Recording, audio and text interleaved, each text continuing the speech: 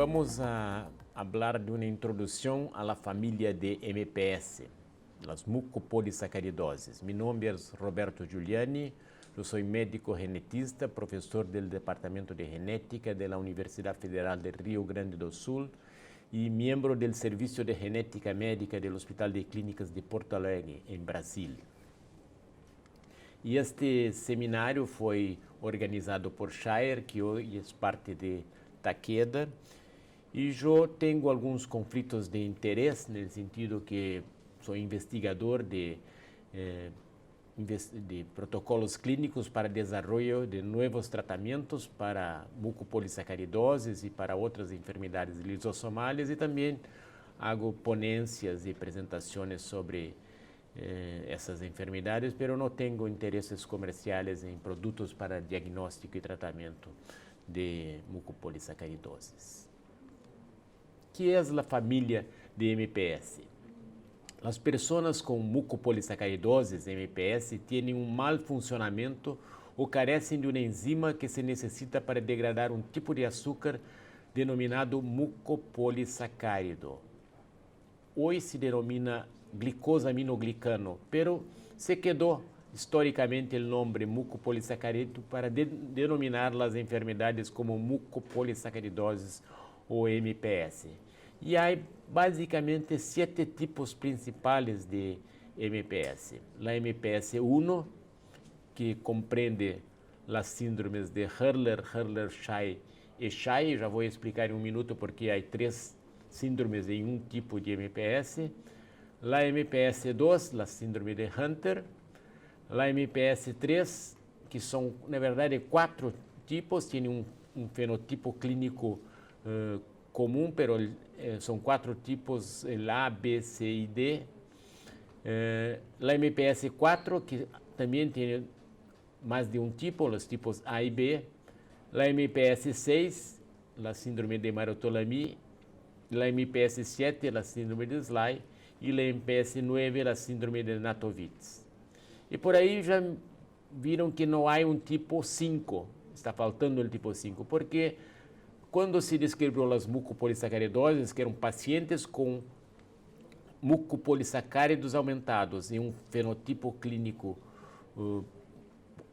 distinto, se viu que os casos de MPS 5 tinham a mesma problema genético e o mesmo problema bioquímico de los casos de MPS 1. Então, a síndrome de Scheie, que era a MPS 5, foi transportada para ser a forma mais atenuada da MPS 1.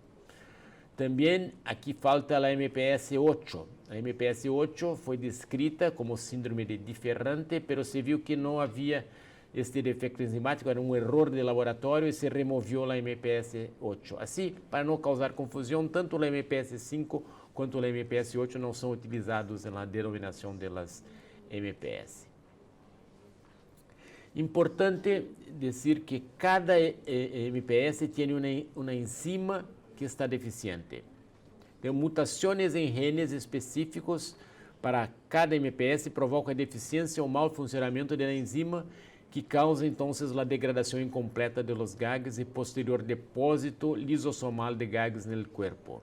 Assim que há um gen que codifica a enzima que é importante para a degradação de los glicosaminoglicanos ou mucopolissacarídeos. Se esse gen tem uma mutação, a enzima não vai funcionar e vai se acumular os mucopolissacarídeos. São várias enzimas necessárias para que ocorra a degradação completa de los mucopolissacarídeos. Se uma das enzimas não funciona, vai haver uma degradação incompleta e aí um acúmulo de mucopolissacarídeos e se causa a enfermidade.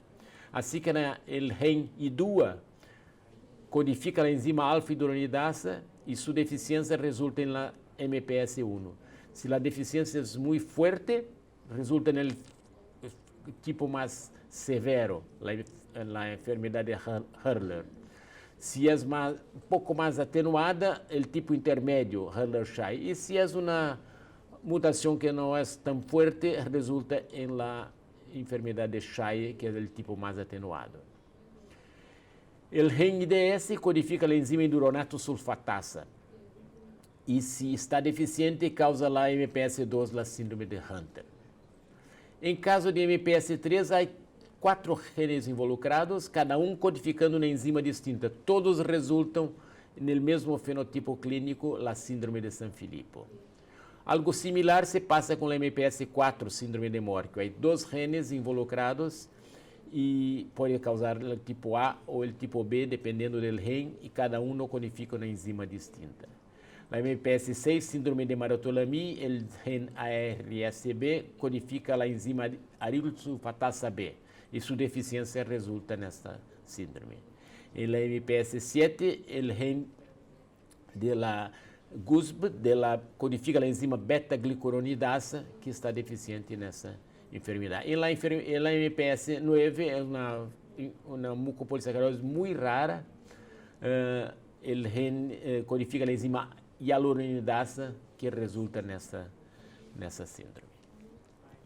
E é importante dizer então que cada tipo de MPS tem um gen e uma enzima deficiente, com exceção da MPS3, que há 4 genes e 4 enzimas, e a MPS4, que há 2 genes e 2 enzimas. No total, são 11 genes involucrados e 11 enzimas involucradas, pelos tipos de MPS, os tipos clínicos são agrupados em 7 distintos. Como é a herência da MPS? Podemos dizer que a herência é sempre recessiva. Recessiva significa que a pessoa que tem uma mutação não vai apresentar a enfermidade se o gen tem também uma variante normal. Por quê? Cada gen tem 2 alelos, heredado del padre, outro heredado de la madre. Si el hombre o la mujer hereda el gen normal del padre, el gen con la mutación de la madre, va a ser lo que chamamos de un heterocigoto. Tiene un alelo normal y un alelo con la mutación. Y eso no, como la enfermedad es recesiva, eso no resulta en enfermedad clínica, es solamente un portador. Y cuando 2 portadores formam uma pareja e têm hijos, aí podem acontecer problemas. Aqui é um exemplo de um portador, varão, com uma portadora, mulher, e têm hijos. Se o homem passa o alelo normal a seu hijo e a mulher o alelo normal, vamos ter um hijo normal. Pero se o homem passa o alelo com a mutação e a mulher passa o alelo normal, vamos a ter um portador igual ao padre ou à madre. Isso pode acontecer se a mulher passa a mutação e o homem passa o alelo normal. Pero quando o padre passa o alelo com a mutação e a madre também passa o alelo com a mutação, aí sim, aí vamos a ter a enfermidade. Esse é o padrão de herência autossômico recessivo. E isso é mais frequente quando as parejas são consanguíneos, são como primos ou vivem na mesma comunidade. É um pouco mais comum que tenham os mesmos genes, com as mesmas mutações presentes em seus genes. E isso ocorre em todas as mucopolissacaridoses, com exceção da MPS2. A MPS2 tem um padrão de herência recessiva, pero ligada ao X. E aí um comportamento distinto. E teremos acá um exemplo de como isso ocorre. Esta mulher é uma heterocigota, assim que tem um X normal e um X com a mutação para MPS2. O homem, se é um homem normal, sabemos que não é portador de mutação para MPS2 porque tem um X normal e um Y. Se tem um X com a mutação, vai ter a enfermidade de Hunter, que é o que ocorre com este niño. Porque este niño heredou da madre o X com a mutação e heredou do padre o Y, que não pode contrabalançar este efecto del gen mutado en el X. Así que en la enfermedad ligada al X, lo que se pasa es que si hay un varón puede recibir el X normal el X normal de la madre y el Y del padre, y va a ser un niño normal. si recebe el Y del padre y el X con la mutación de la madre, va a tener la enfermedad de Hunter. Las niñas van a recibir siempre el X del padre y el X de la madre. Si viene el X normal de la madre, van a ser normales. Si viene el X con la mutación de la madre, van a ser portadoras como la madre. Así que es distinto y es importante la herencia ligada al X, porque la mujer que es portadora tiene riesgo de tener un hijo con enfermedad de Hunter, independiente de con quem forme a pareja. Então, é muito importante que sejam identificadas e podem ter o conselho genético para prevenir novos casos. Uma coisa importante das MPS é que são heterogêneas. Há 7 tipos que já mencionei, e são tipos clinicamente distintos, pero às vezes mesmo dentro do mesmo tipo há variações. Já mencionei a MPS1, que tem o Hurler-Shay e o Shay, como 3 tipos clínicos distintos, o mesmo gen, a mesma enzima, pero variações clínicas.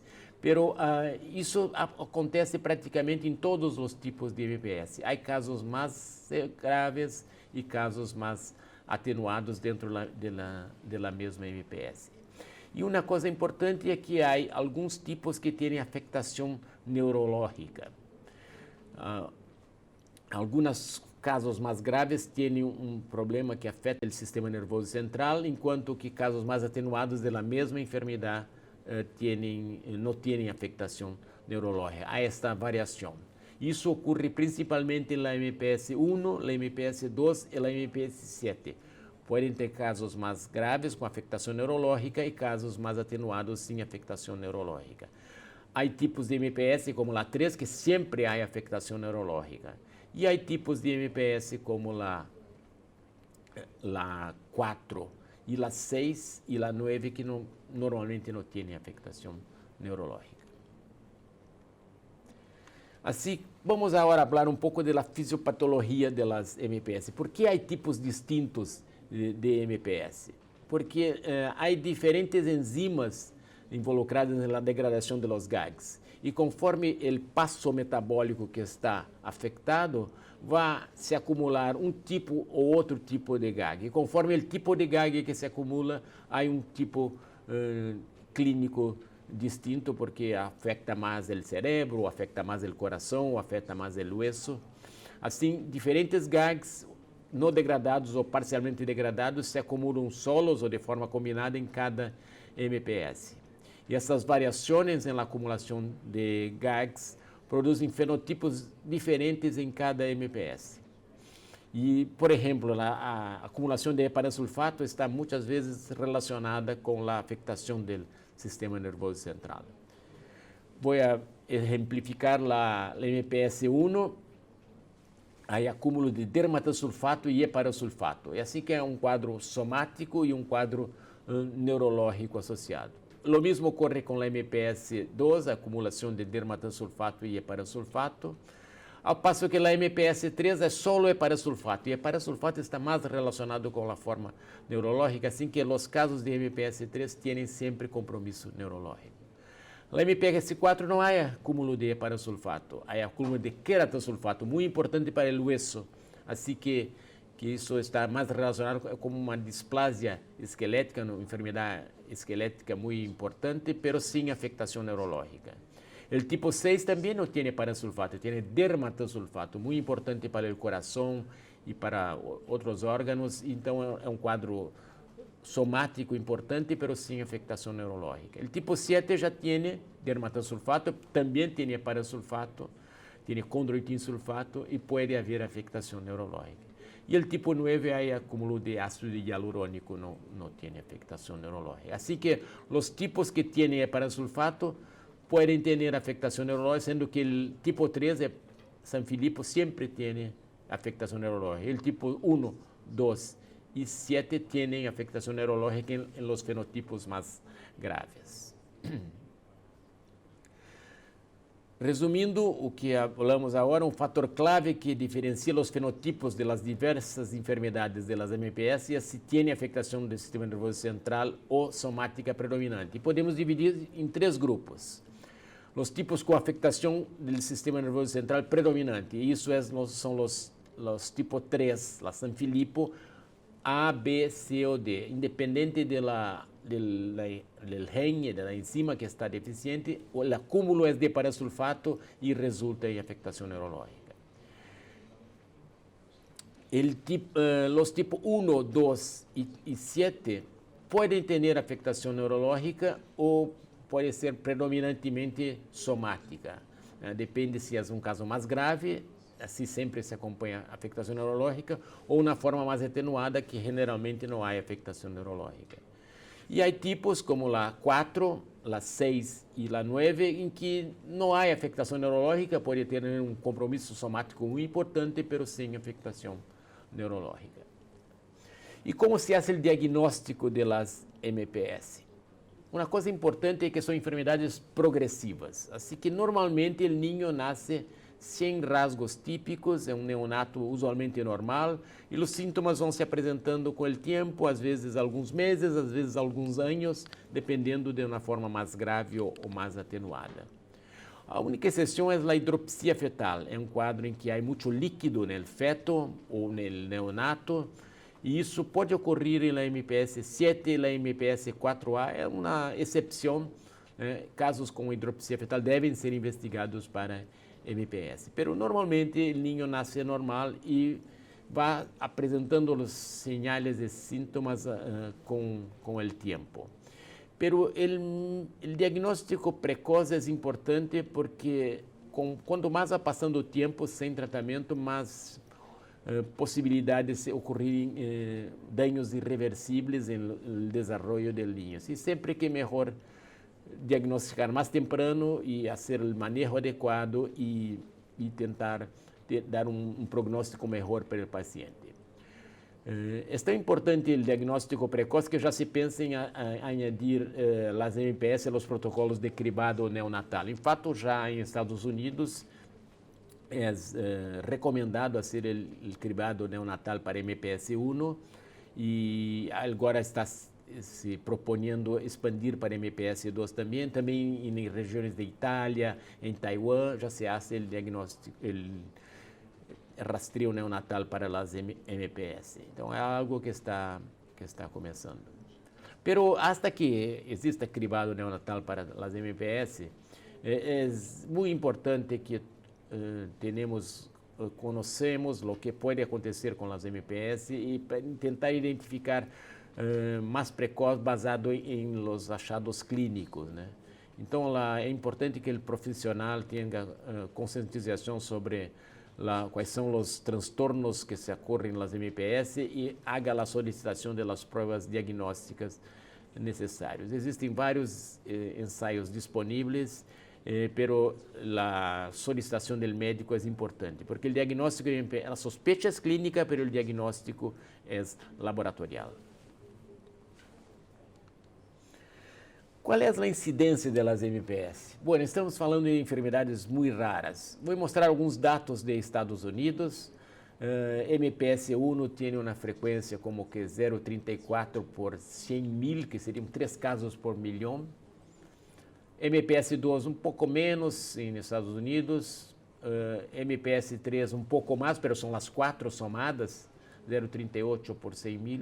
MPS 4 como que 0,1, 0,09, 0,1 em 100 mil, ou seja, 1 em 1 milhão. MPS 6 menos ainda, a metade disso. MPS 7 também, a metade disso. E MPS 9 tão rara que não há estimativas. Somadas as MPS, nesse estudo dos Estados Unidos, seriam 1,2 por 100 mil, o que seriam mais ou menos 8 em 1 milhão. Pero isso, há outros estudos, e eu diria que a maioria dos estudos hoje estabelece como que um caso em 25 mil, o que ainda assim é muito raro, somadas todas as MPS, um caso em 25 mil. E isso é mais ou menos o que seria um quinto das enfermidades lisossomales que se estima mais ou menos 20 por 100.000 ou 1 em 5.000 para todas as enfermidades lisossomalas. São enfermidades raras, mas eu diria que em algumas regiões do mundo, a MPS 2 é a mais frequente. Seguramente em Latinoamérica, em Ásia, a enfermidade da MPS 2 é a mais frequente. Em Latinoamérica, é como que 30% do total de MPS é MPS 2. E quais são os sintomas, então, da família das MPS? Uma coisa importante é que os pacientes com MPS 3 e os pacientes com a forma neuronopática de MPS 1, 2 e 7 podem ter comprometimento do sistema nervoso central e isso inclui deterioro cognitivo caracterizado por uma seguinte evolução.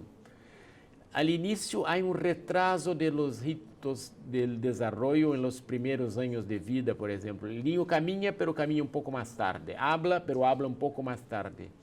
E assim sucessivamente, vai ser um pouco mais retrasado. Depois, há uma meseta no desenvolvimento e começam problemas de comportamento, agressividade, hiperatividade, falta de comunicação, de habilidades sociais, alterações no sonho.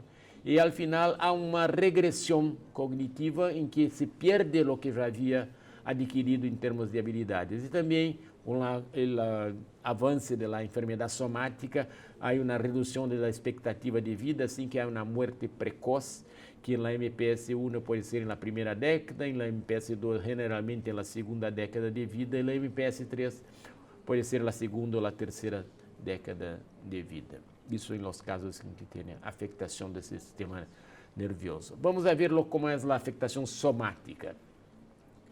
Porque mesmo nos casos que têm compromisso neurológico, têm uma enfermidade somática importante. Eu diria que na MPS 1, 2, 6 e 7 têm rasgos faciais toscos, podem ter um deterioro da visão, principalmente opacidade de córnea, mas outros problemas de visão também, perda de audição, otites médias, muito comum, cifoses lombar, deformidade da riba lombar, rigidez de articulações e anormalidades cardíacas, em adição a problemas respiratórios, aumento de hígado e de baço, hepatosplenomegalia.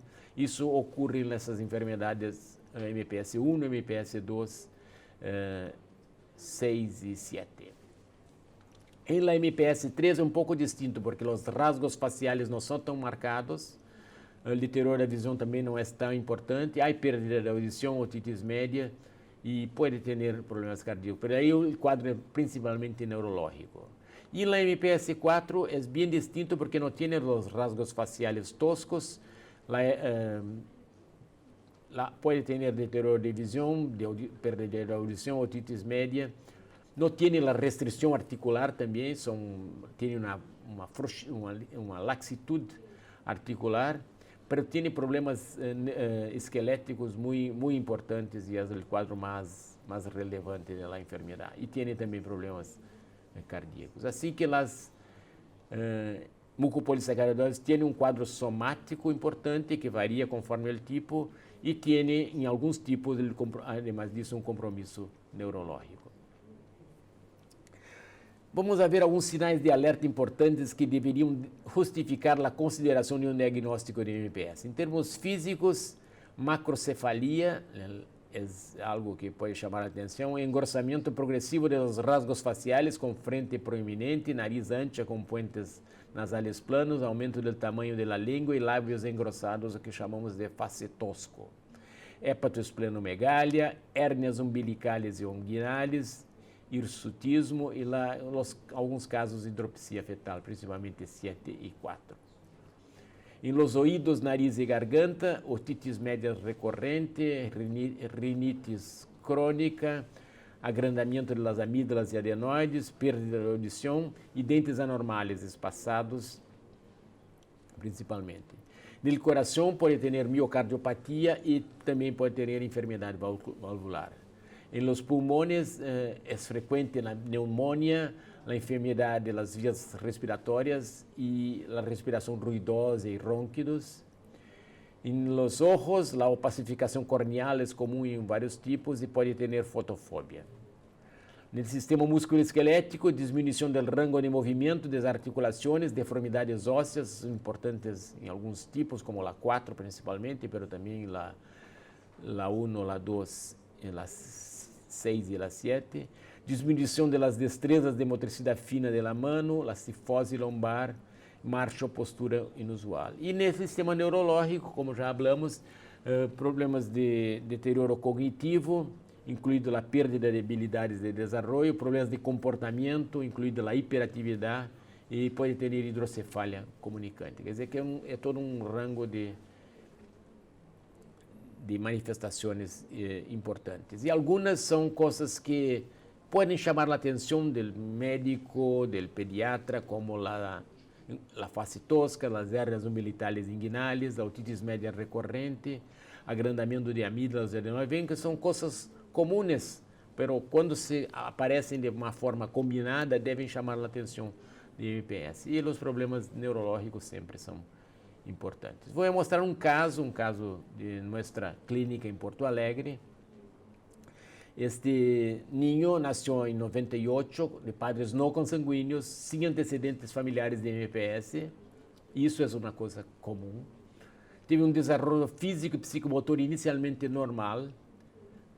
Realizou adenoidectomia, amidalectomia, teve um reparo de hernia inguinal, isso com 3 anos mais ou menos. Com os 6 anos já tinha uma restrição das articulações.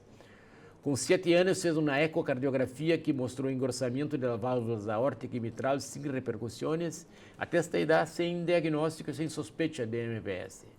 Aos 8 anos, os problemas médicos continuavam e se requeriu investigação por parte de vários especialistas, até que chegou em um especialista que pensou em MPS. Assim que, o fato de ser padres não consanguíneos sem antecedentes de MPS não descarta MPS. Desenvolvimento físico normal não descarta MPS, a não ser lá 3, que se espera que todos os casos tenham um problema neurológico. Adenoidectomia, amidalectomia e reparo de hernia inguinal é algo comum em MPS. Mas é comum também em ninhos que não têm MPS. Então, às vezes, se o médico não pensa na combinação, não vai pensar em MPS. Restrição articular é algo que chama a atenção do MPS, a não ser de MPS 4, onde não há.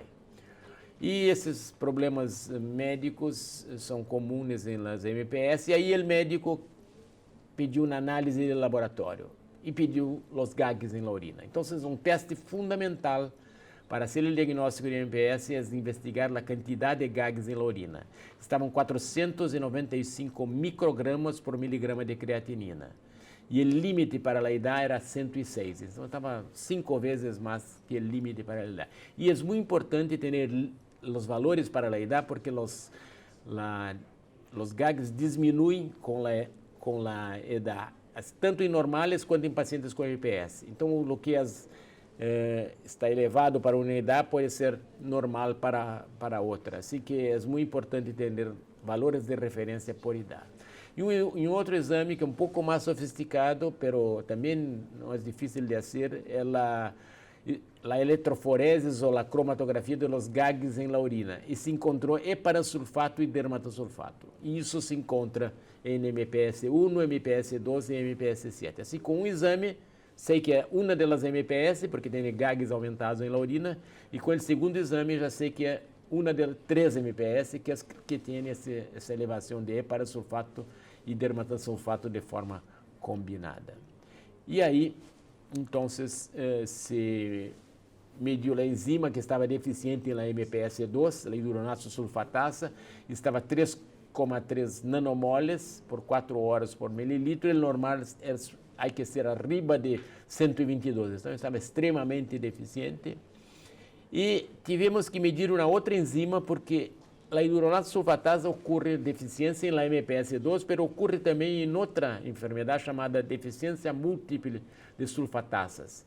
E nessa deficiência múltiple de sulfatasas está deficiente a hidronato sulfatasa, mas também estão deficientes todas as outras sulfatasas. Assim que há que medir pelo menos uma outra sulfatase para saber que está normal e descartar a deficiência múltipla. E a sulfatasa B estava 200 e o normal é por arriba de 72, assim que estava normal. Sospechando então de MPS2, se hace el estudio del gen IDS, a sequenciação do gen, se encontra uma mutação que está relacionada. Não é obrigatório fazer o estudo da mutação, é muito bueno para documentar o caso e para o estudo de outras pessoas na família que podem ter essa mutação e podem se beneficiar do conselho genético ou de diagnóstico pré-natal. Mas para o diagnóstico do paciente, tendo os GAGs e tendo a enzima deficiente, já se pode ter a confirmação do diagnóstico. E lá, então, o paciente com esse diagnóstico empieza a terapia de reemplazo enzimático. Aí está o paciente com nossa equipe e tem melhoria de várias manifestações da enfermidade. E como é, então, o manejo do paciente com MPS? Se algumas MPS há terapia de reemplazo, outras ainda não há, ou não há outras terapias, mas qualquer MPS é muito importante ter uma equipe multidisciplinária, é uma enfermidade multissistêmica e todos os pacientes devem visitar médicos de diferentes especialidades, mas há que ter médico que coordene esse processo. Pode ser o pediatra, pode ser o genetista, pode ser o neurólogo, alguém que tenha experiência com o manejo de MPS e se disponga a coordenar essa equipe multidisciplinária necessária. E é importante que essa equipe tenha consciência das possíveis complicações que podem surgir devido ao MPS, por exemplo, a anestesia. É muito importante que o anestesista que esteja involucrado em procedimento com paciente com MPS tenha uma experiência, porque há riscos particulares para anestesia devido à visibilidade limitada durante a intubação, causada por los tecidos supraglóticos redundantes, uma via aérea mais pequena que a prevista, as articulações inestáveis, assim que a equipe tem que estar preparada. Assim que, graças por escuchar, eu queria dizer que uma das razões que estamos fazendo esta apresentação é porque há retraso muito grande, isso é em todo o mundo, não é desde que os sintomas começam até que se haga o diagnóstico. Hicimos estudo em Brasil mostrando que era mais de 4 anos de retraso desde que começam os sintomas até que se haga o diagnóstico. E como há várias enfermidades com tratamento que podem beneficiar os pacientes, quanto menor o tempo para fazer o diagnóstico, melhor. Assim que é importante falar de MPS, é importante pensar em MPS e se tem a suspeita, fazer os testes diagnósticos apropriados para poder manejar o paciente da melhor forma. Muitas graças. E estou à disposição para perguntas e há algumas perguntas que já surgiram acá. Por exemplo, me perguntaram acá se eu recomendo fazer teste em urina ou teste em sangue para diagnosticar a MPS. Uma pergunta muito interessante, porque o exame que vai ajudar bastante no diagnóstico é a análise dos glicosaminoglicanos da urina. Se faz a quantificação dos glicosaminoglicanos, se estão elevados, praticamente certo que é uma MPS.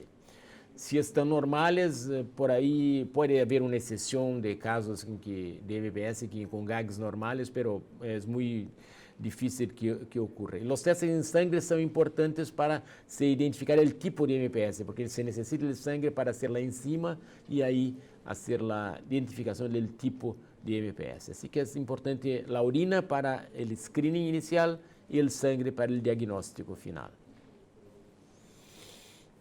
Deixa eu ver se há outra pergunta.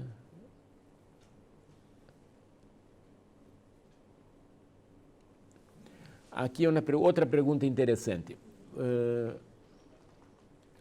Como os sintomas das MPS se sobrepõem com problemas comuns da infância, quantos sintomas deve-se esperar para ver antes de referenciar o paciente para teste para MPS? Eu diria que se o médico suspeita de MPS, é tão fácil fazer o teste de los GAGs na urina que não deve esperar.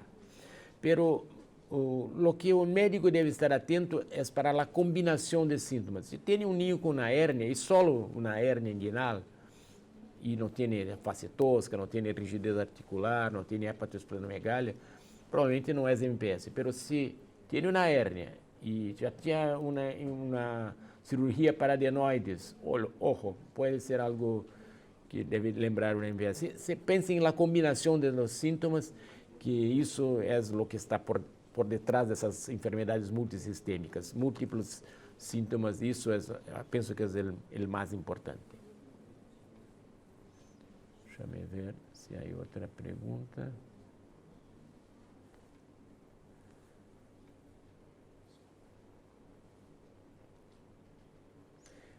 Aqui diz assim, no caso de MPS 2 que apresentamos, não haveria outro caso na família. Isso é algo comum?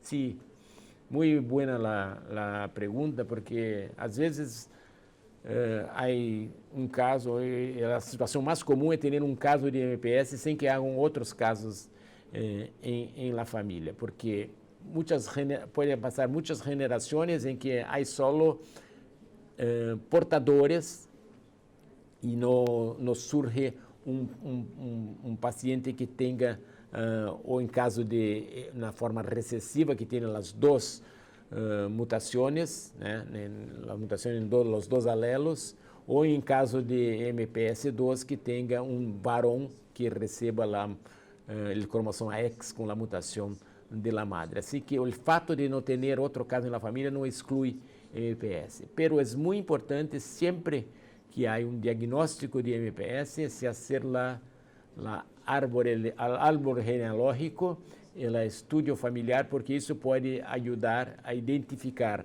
outros casos ou identificar possíveis portadores de MPS que têm risco de ter filhos com MPS e que podem se beneficiar do conselho genético ou do diagnóstico pré-natal.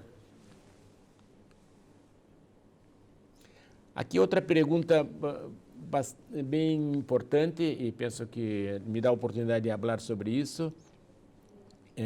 Se pode o nível de atividade enzimática predizer se o fenotipo vai ser severo ou vai ser mais atenuado? Não. Todos os pacientes com MPS 1, por exemplo, que têm uma forma mais grave, como a síndrome de Hurler, ou a forma mais atenuada, como a síndrome de Shire, todos vão ter níveis muito baixos da enzima, que é a alfa-hidroronidase. Assim que o exame bioquímico não serve para predizer o fenotipo. O mesmo se passa com MPS 2. Os pacientes com a forma grave ou os pacientes com a forma mais atenuada vão todos ter uma deficiência muito forte de hidronato sulfatasa. O que pode sim ajudar a predizir o fenotipo é o genotipo. O tipo de mutação pode ajudar. Se é uma mutação que chamamos nonsense, onde não fabrica nada de proteína, não tem nada de enzima, esse vai ser provavelmente um caso muito severo. Se é uma mutação tipo missense, em que há um câmbio de uma letra do DNA e cambia um aminoácido por outro na proteína, pero tem proteína, só que está com uma sequência anormal, por aí pode ser que seja um caso atenuado. Há mutações missense que são graves e há mutações missense que são mais atenuadas, aí pode ajudar a predizir o fenotipo. Vamos a ver se tinha outra pergunta.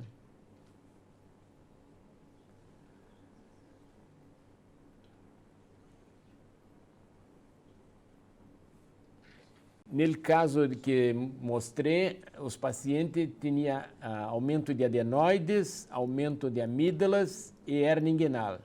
Mas são todos sintomas comuns na infância. Por que isso levar a suspeita de MPS 2? Isso é exatamente o que falei, que individualmente são achados comuns. Mas se combinamos hérnia mais amígdalas, há que pensar em que pode ser algo comum por trás dessa combinação. Se combinamos isso com face tosca, com hepatosplenomegalia, com rigidez articular, mais ainda a suspeita. Se há suspeita, fazer um teste de gags urinários y si es normal, pronto, se descarta MPS, pero si está alterado, y siempre considerar valores de referencia para la edad del paciente. Si está alterado, hay que proseguir la investigación y ahí colectar sangre y hacer la enzima para hacer el diagnóstico. Esta pergunta é interessante. Se as MPS são tão raras, vale a pena fazer o cribado neonatal para enfermidades tão raras? Eu diria que se fôramos montar todo um processo de cribado neonatal, coletar sangue, remitir ao laboratório, montar os equipos, solo para MPS, por aí poderia ser muito caro. Mas o que está se hablando era de utilizando a mesma muestra de sangue que se coleta para hacer fenilketonuria, hipotireoidismo, galactosemia, hiperplasia adrenal congênita, que são os testes usualmente realizados no cribado neonatal. Se toma a mesma muestra e se adiciona um outro teste, isso na verdade, é uma adição muito pequena no custo e tem um ganho importante, porque se diagnostica um paciente precocemente, se pode fazer uma intervenção mais efetiva. Assim que penso que vale a pena, porque o custo é pequeno que se adiciona e o ganho potencial é muito grande.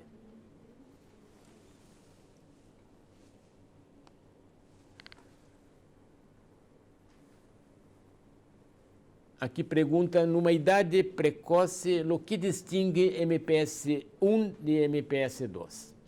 Bom, a primeira coisa é ver se é ninho ou varão, se é ninho ou ninha. Se é uma ninha, provavelmente não é MPS 2, ainda que não seja impossível que seja MPS 2, mas muito provavelmente não é MPS 2. Então, se é ninha, é mais provável que seja MPS 1, considerando esses dois tipos de MPS. Pero se nós são dois varones, eu diria que é bastante superponível. Um especialista em MPS poderia ter com boa probabilidade de distinguir clinicamente, pero normalmente seria difícil e teria que se valer do laboratório. Assim que sospechou de MPS, teste para gags na urina. Se os testes resultam positivos, enzimas do sangue e se tem o diagnóstico. Isso é o processo normal. Importante é sospechar, não é importante clinicamente distinguir MPS 1, 6, 3. Importante é sospechar de MPS e aí se pedir os exames de laboratório e fazer o diagnóstico.